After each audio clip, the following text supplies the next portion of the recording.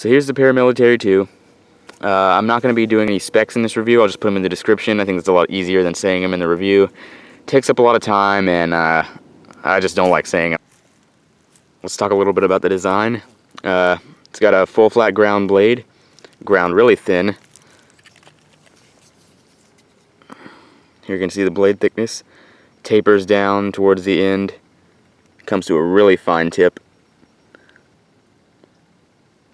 Sometimes I like for the tip to be really thin like this, just because when you're using it for like an EDC knife, you can get into really small spaces nicely.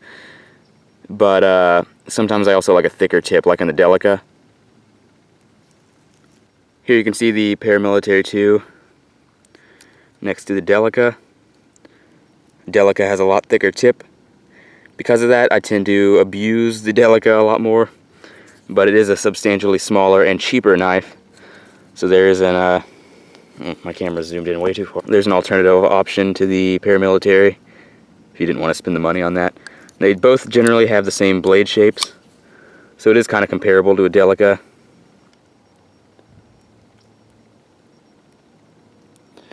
Yeah, I was really impressed at how grippy the G10 was. After I finally got a Spyderco Tenacious, which I got after this, and I realized there was a huge difference. The Tenacious was a lot more smooth than this. Kind of hear the noise it makes. One thing you also get is a huge lanyard hole if you need it for that. I don't use lanyards ever on knives, so I could do without that, honestly. 4-position pocket clip. You can have it tip down like I have it right now, or you can also have it tip up and on the left side too. So I always like that. I am left-handed, so I can appreciate when they cater to the left-handers. That being said, I've got it for right-handed right now, just because I haven't really bothered to change the clip around. But I'm a little bit ambidextrous, so I can open the knife perfectly with my right hand and close it. That's kind of what it's meant for. It's a little bit awkward with the left hand, but you can do it just by pinching it, and it still falls down smoothly. It's just, either way, you're going to have to change your grip for the compression lock, so I don't think it's any less smooth for the left hand. So as you can see right there, it's made in Golden, Colorado, USA Earth. That's good to know. Didn't want any Mars knives. So it's got a Sal Glesser signature on there. It's also got Eric Glesser. Both of these people are the, Sal is the CEO of Spyderco, and Eric is his son, and they both helped design this knife. You've got like a continuously sweeping blade, so there's a lot of belly. So if you needed it for, you could probably use it for a hunting knife. And because the S30V steel holds up so well, I think it would be great for that, actually, because you're going to be able to skin the entire animal without having to resharpen it. But then again, the tip is very sharp, so watch out for that. It is a very delicate tip. Well, not delicate. It could puncture through the skin and hit the organs if you were using it for that.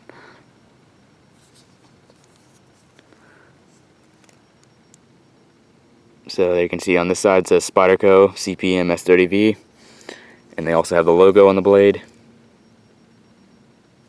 and they have a logo on the pocket clip too. There's a forward finger choil right here. I love those. It fits, it's pretty much the exact same size as the one on the Sage. Even though they're different size knives, the finger choil right here is the exact same size. So yeah, really comfortable grip when you hold it like that. Allows you to choke up with the knife for like fine work. And the jimping on this knife is like perfect. And I usually don't even care about jimping, but because they're kind of pointed backwards, it's like shark teeth jimping. It locks your hand in really nicely, or your thumb at least. Other than that, it's full flow through construction, so it's going to be a lot better suited than the Delica, which is really my only complaint about that, is you can get a bunch of sand in here if you work around stuff like that. And I've got it in just from using it outside a couple of times, and it's kind of hard to get out once you do. But it's a little bit easier to clean this knife out. It's probably not going to require any maintenance Some people I've heard have just blown it out with some compressed air. I haven't had the need to do that yet, just because I haven't really hard used it much, but that's something that I might get. Usually don't care about blade centering that much, but here it is. It's pretty perfect. What I really like about the knife is, for a bigger knife, it's it's kind of streamlined and thin. So the Tenacious sticks out a lot more in your pocket. The Tenacious is a really wide knife. This is it's a little bit wide just because of the spider hole, but it's a lot sleeker than some of the other ones. That being said, I don't think anything carries as well as the Delica. You know, it doesn't take up much room, and it's really light. It's 2.5 ounces. One of my highly recommended just EDC knives. So real fast, let's see what it looks like in the pocket. So here's how it'll ride in your pocket. Rides relatively deep. It's not much to grab onto, which I like. You know, I just like having a deep carry pocket clip, but it is kind of a chrome color, so you know, a lot of attention is kind of going to be drawn there. It does reflect light, but it is easy to pull out just because of the, you know, silver, the smooth metal, and the not so textured G10.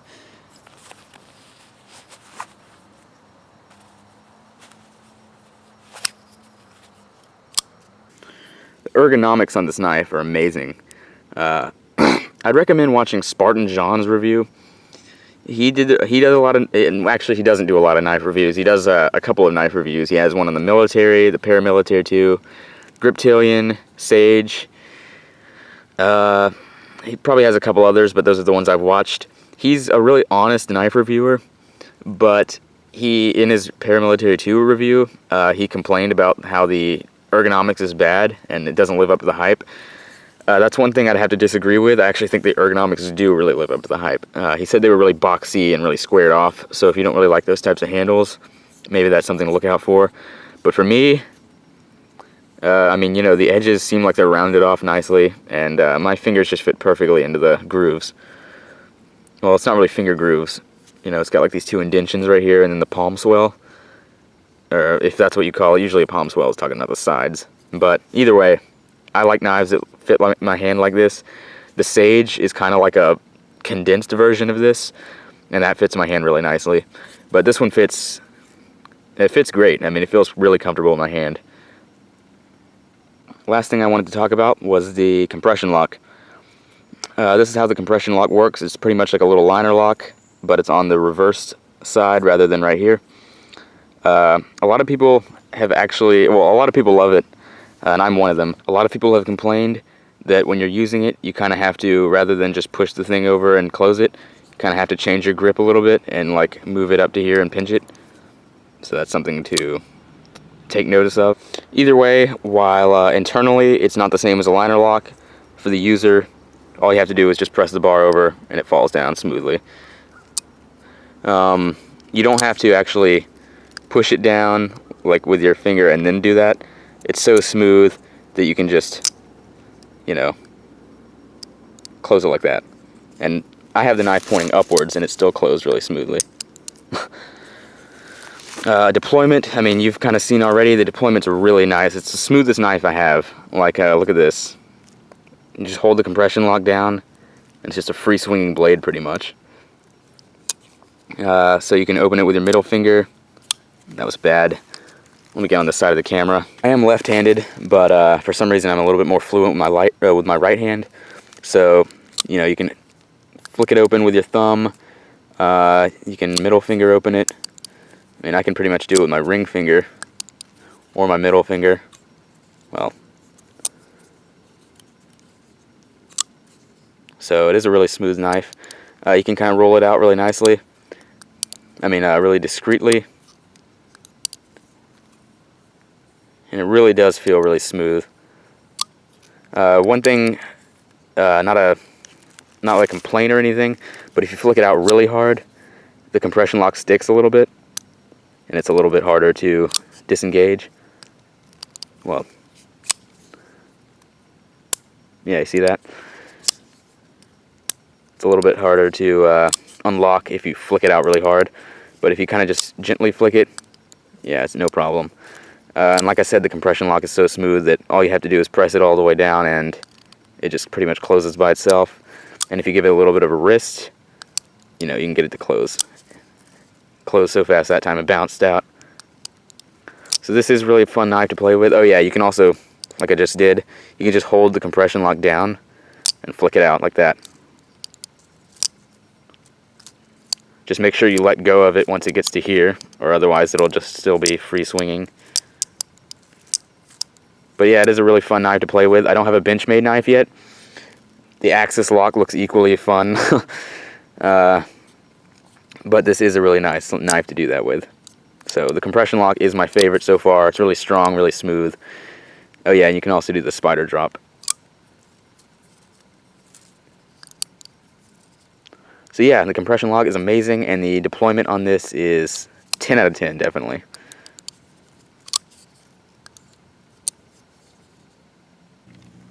So here are some competitive options.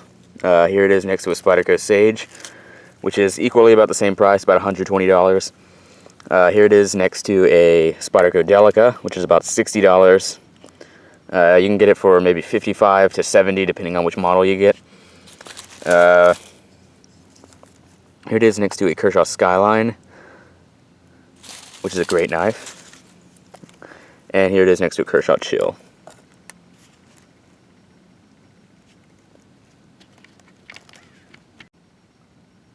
There's a shot of them all open.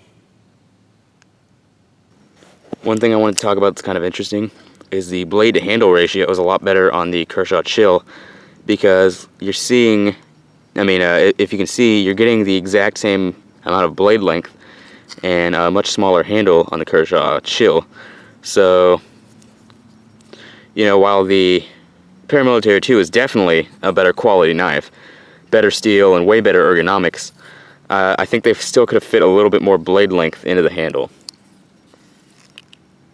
You can see how much is left over. If they didn't have that little lanyard hole slash standoff right there, probably could have fit a little bit more. I still think they probably could have fit a little bit more. It also does have skeletonized liners, by the way.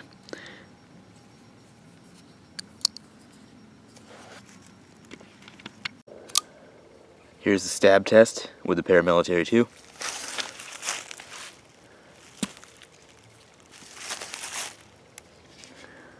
Huh.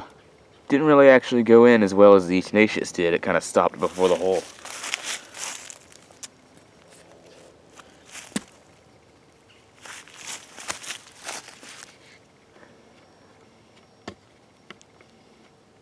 So, it still went in pretty much the full length of the blade. So because of this knife's quick deployment, it's a large blade, and it's really grippy G10 handles, I think this would be a great knife for self-defense if that's what you wanted it for. Here's a quick stab test on the piece of wood.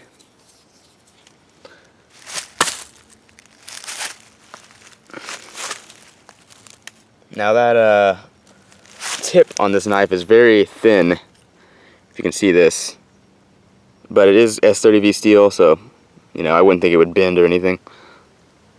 And it looked like it did a pretty good job. Just one more.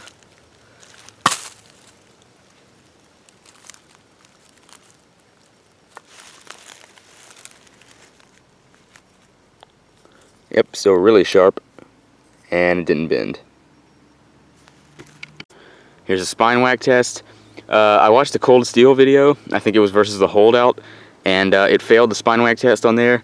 Then again, the cold steel tests are ridiculous, and like you would never hit the knife on the spine accidentally that hard, or I don't see why anyone would purposely hit the spine unless they were just testing the lockup. I never had a use for that, like hammering on the back of the spine or something, I don't know.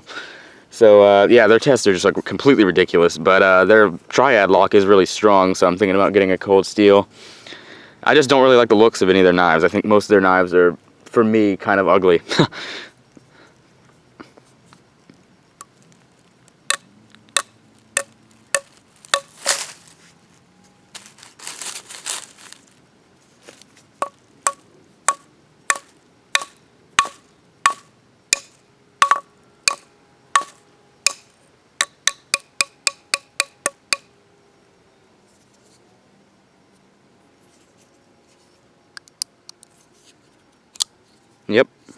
pass that. Didn't really think it wouldn't. So far, really the only knife that's failed this test is the Kershaw Blur, which I did, by the way, sell. I like the knife, and even when I got done with the review, I think I even liked it a little bit more because of that Sandvik steel. But I don't know. There's another knife that I wanted more, and I don't really have that much money to spend on knives, so I decided to sell that one just because it's the one in my collection that I like the least. So yeah, I did sell the Blur. So about the steel. Steel is S30V, obviously, and it's going to be a lot harder to sharpen, supposedly, than VG10, but I heard it's a lot better of a steel, so you're going to have to sharpen it a lot less anyway. So I've been using it on and off for as long as I've had it, which is about maybe 5 months now, and just been using it to cut like kind of lighter stuff, like opening boxes and cutting plastic and tape. So I haven't used it for any like wood carving or anything like that, or I haven't used it for hunting or anything. But I still have put a little bit of use to it. Not enough to show. I mean, it doesn't even really have any scratches on it. It's just got a couple of, you know, well, it does have a little scratch right there. But, you know, I mean, this isn't like a safe queen for me. I mean, the Sage, I'll admit the Sage 1 is kind of a little bit. I try to keep this in better condition, but I don't really mind using this. I just haven't been using it a lot recently because there's a bunch of reviews I wanted to get out, like the Tenacious and the Chill and the Blur and the Skyline, and I wanted all of those to have moderate review time first. So, like I said, I have been using it a little bit over the past 5 months, but I haven't been like EDCing it every day. But I still have used it a lot, so let's just see how sharp it is. Ooh, yeah. It still feels sharper than all my other knives.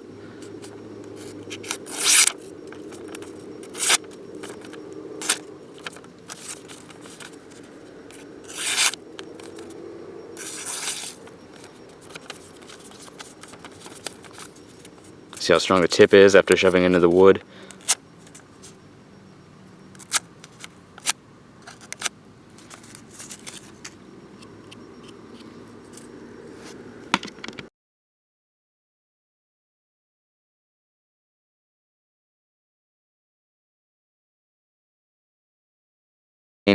That there is kind of, rather than, ooh, I'm saying a lot.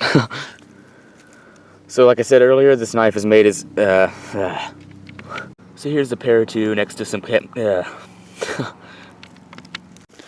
one thing that I wanted to talk about that's kind of interesting is, the blade to hand,